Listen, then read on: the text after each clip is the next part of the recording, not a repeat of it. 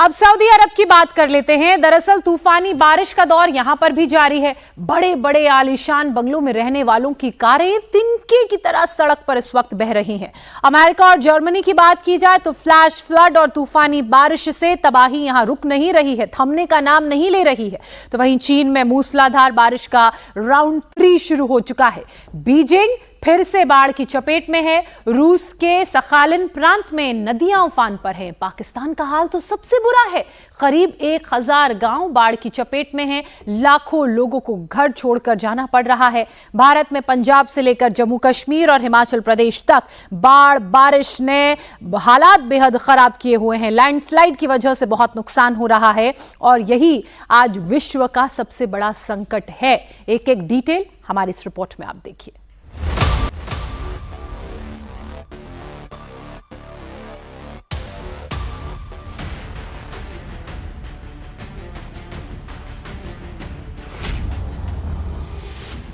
America, रूस, चीन, Germany, Saudi अरब, पाकिस्तान, भारत, पूरी दुनिया पर कुदरत का कहर टूट पड़ा है। मौसम का ऐसा हमला हुआ है जो कल्पना से परे है।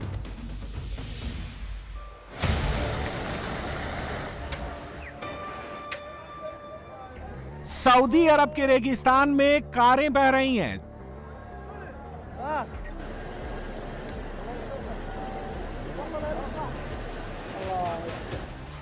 सऊदी अरब के महाएल असीर शहर में सैलाब आ गया है।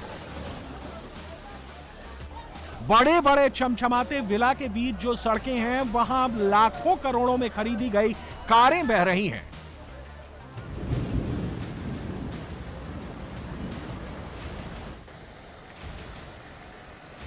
दरअसल सऊदी अरब के महायेल शहर में अचानक इतनी ज्यादा बारिश हुई कि ड्रेनेज सिस्टम उसे संभाल नहीं पाया और बाढ़ का पानी सड़कों पर दरिया बनकर बहने लगा। पानी का बहाव इतना तेज था कि दीवारें भी रेत की तरह ढह गईं।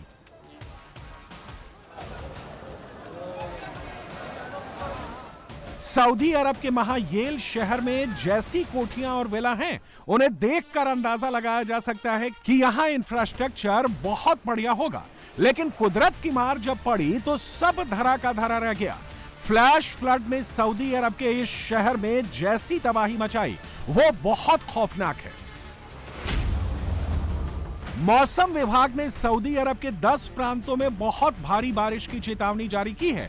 मक्का और मदीना में भी फ्लैश फ्लड का खतरा है। रूस के कई प्रांतों में अगस्त का आखिरी हफ्ता बहुत डरावना बीत रहा है। कई नदियां रौद्र रूप दिखा रही हैं, जिससे बस्तियों को खतरा पैदा हो गया है। ये तस्वीरें रूस के सखालिन की हैं, जहां फ्लैश फ्लड ने भारी तबाही मचाई है। बाढ़ से जनजीवन अस्त व्यस्त हो गया है। घरों में रखा सामान बर्बाद हो गया है। किचन से लेकर ड्राइंग रूम तक घर का सामान बाढ़ के पानी में तैर रहा है। कजाकिस्तान से बहने वाली कजाक्का नदी कई दिनों से रूस के सखालिन में कहर बरपा रही है। कजाकिस्तान से रूस तक मूसलाधार बारिश के बाद नदी तटबंधों को तोड़कर शहर में घुस आई है। बड़ी बड़ी बसें बाढ़ में फंस गई हैं। हजारों लोग बाढ़ की विभीषिका झेल रहे हैं। लोगों को बाढ़ से बचाने के लिए रूस ने इमरजेंसी रेस्क्यू टीमों को तैनात किया है। थाईलैंड में तूफान काजीकी ने देश के उत्तरी शहर चियांग माई में जमकर तबाही मचाई। मूसलाधार बारिश की वजह से लैंडस्लाइड में कुछ लोगों को जान से हाथ धोना पड़ा। शहर का बड़ा हिस्सा बाढ़ की चपेट में आ गया। शहरों पर कई फुट तक पानी भर गया। थाईलैंड में मूसलाधार बारिश का यह दौर अभी और तबाही ला सकता है। लोगों को निचले इलाकों में जाने से रोकने के लिए अलर्ट जारी किया गया है।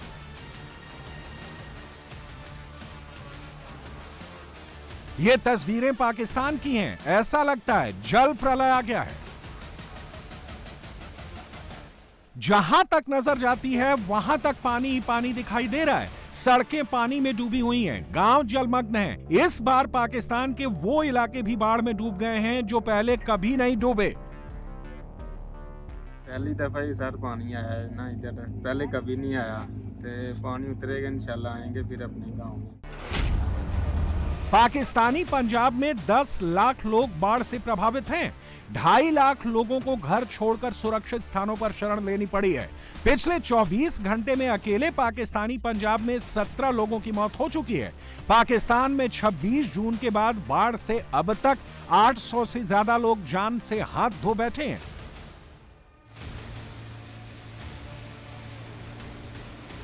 पाकिस्तान के पंजाब में तबाही सतलुज, रावी और चिनाब नदियों में बाढ़ आने से हुई है। इन नदियों ने अपना दायरा तोड़ दिया है और सैकड़ों गांवों को अपनी चपेट में ले चुकी हैं। भारत ने मूसलाधार बारिश के बाद रावी नदी पर बने थीन और माधोपुर बांध के भी गेट खोल दिए हैं। चिनाब नदी के किनारे बसे पाकिस्तान के सियालकोट, वजीराबाद, गुजरात, मंडी बहाउद्दीन, चिनियोट और झंग जिलों में 340 गांव डूब गए हैं। सतलुज नदी के किनारे बसे पाकिस्तान के कसूर, ओकारा, पाकपटन, मुल्तान, वहारी और बहावल नगर में करीब 335 गांव डूब गए हैं। पाकिस्तानी पंजाब में बारिश ने 49 साल का रिकॉर्ड तोड़ दिया है। पाकिस्तान के नारोवाल, शकरगढ़ और सियालकोट की कोई ऐसी मेन रोड नहीं बची जिसमें बाढ़ का पानी न भरा हो। लोगों को निकालने के लिए हेलीकॉप्टर और बोट्स का सहारा लिया जा रहा है। और पानी का बहाव बहुत ज़्यादा था। इधर से तकरीबन 5 से 6 गांव हैं जिनसे हमने सैकड़ों की तादाद में लोग निकाले हैं और अभी मज़ीद ऑपरेशन जारी है और मज़ीद लोग निकाल रहे हैं। पाकिस्तान में नदियां रौद्र रूप दिखा रही हैं। उससे अनुमान लगाया जा रहा है कि कम से कम 15 दिन तक पाकिस्तान को जल प्रलय का सामना करना पड़ेगा। इससे खेती को बहुत नुकसान होगा, जिससे पाकिस्तान को बहुत तगड़ी मार पड़ेगी। पहले से कंगाली झेल रहे पाकिस्तान के लिए बाढ़ किसी आपदा से कम नहीं है।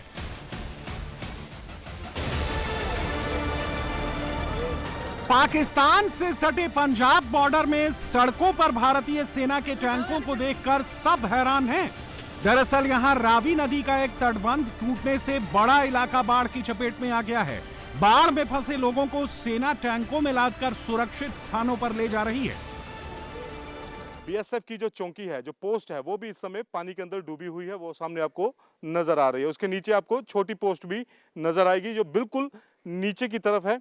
और ये जो बीएसएफ है उसकी पोस्ट यहाँ पे है, वो भी यहाँ पे पूरी तरह से पानी के अंदर है। और सामने जो एक पूरा कट आपको नजर आएगा, दरअसल वहीं से जो रावी नदी का बांध टूटा है, इसको कच्चा बांध जो मिट्टी से बनाया जाता है, दूसरी बांध इसको बोलते हैं, यहीं पर ये कट लगता है। उसके बाद ये पूरा इलाका जो है, जो करतारपुर कॉरिडोर है, उसके आगे डेरा बाबा नानक है, ये तमाम जो एरिया है ये रावी नदी के पानी के चपेट में आ जाते हैं। पंजाब के 8 जिले पठानकोट, जालंधर, गुरदासपुर, होशियारपुर, अमृतसर, कपूरथला, फिरोजपुर और फाजिल्का जिले भयंकर बाढ़ की चपेट में हैं। रावी, सतलुज और ब्यास नदी में बाढ़ आने से करीब 200 गांवों में जनजीवन पर असर पड़ा है। राहत और बचाव के काम में इंडियन आर्मी ने एम्फीबियंस टैंकों का सहारा लिया है, जो सड़क के साथ साथ पानी में भी चल सकते हैं। गांव में फंसे लोगों को इन टैंकों की मदद से निकाला जा रहा है। ये तस्वीरें अजनाला की हैं, जहां एम्फीबियस टैंक को उन गांवों में भेजा गया है जहां बाढ़ का पानी काफी ऊपर तक आ गया है।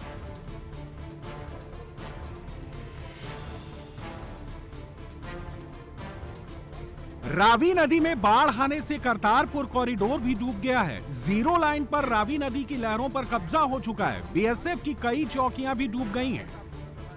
बाढ़ के पानी की मार करतारपुर कॉरिडोर में भी दिख रही है। इस वक्त हम करतारपुर कॉरिडोर साहिब में मौजूद हैं और यहीं से करतारपुर गुरुद्वारा जो है महज कुछ ही किलोमीटर दूर है। सबसे पहले मैं आपको तस्वीर दिखाता हूं। ये सामने आप ये जो बिल्डिंग देख रहे हैं, ये दरअसल इमिग्रेशन प्रोसेस यहाँ पर होता है और यहीं से इमिग्रेशन के बाद जो इंडियन जो लोग हैं वो श्री करतारपुर साहिब में दर्शन के लिए आगे जाते हैं। और सामने ये आगे इसके अगर हम आगे जाएंगे तो सामने अब पूरा रावी नदी है ये, और रावी नदी में इस समय फेंसिंग पूरी तरह से डूबी हुई है। और सामने ये जो आपको व्हाइट कलर का एक बिल्डिंग दिख रही है, एक स्ट्रक्चर दिख रहा है, दरअसल ये जीरो लाइन है और इसके आगे पाकिस्तान का जो हद जो है वो शुरू हो जाती है। पंजाब में बाढ़ में फंसे लोगों को बचाने के लिए युद्ध स्तर पर काम जारी है। सेना ने पंजाब के गुरदासपुर में फंसे लोगों को हेलीकॉप्टर की मदद से रेस्क्यू किया। कुछ लोग नदी के कटान वाले इलाके में फंस गए थे। आसपास का इलाका डूब चुका था। केवल एक टीला पानी के ऊपर था। लोगों की जान अटकी हुई थी कि कहीं कटान में टीला भी नदी में ना समा जाए। चीता हेलीकॉप्टर से सेना के जवान पहुंचे और वहां फंसे लोगों को बचाया। जम्मू कश्मीर में बाढ़ और लैंडस्लाइड ने भयंकर तबाही मचाई है। ड्रोन से ली गई ये तस्वीरें जम्मू की हैं, जिनमें पूरी बस्ती तबाह दिख रही है। बाढ़ के साथ आए बड़े बड़े बोल्डर ने सब कुछ तबाह कर दिया है। ये जम्मू का पीरखो गांव है, जहां 2 दिन मूसलाधार बारिश के बाद लैंडस्लाइड में सबसे ज्यादा तबाही मची है। यहां लैंडस्लाइड के बाद पानी की 7 से 8 फीट ऊंची लहर आई थी, जिनके निशान अब भी इमारतों में देखे जा सकते हैं। इसकी चपेट में आकर कई मकान, कार, दुकान सब मलबे में दब गए। सड़क और मकानों पर इतना मलबा गिरा जिससे उनकी पहचान तक कर पाना मुश्किल है।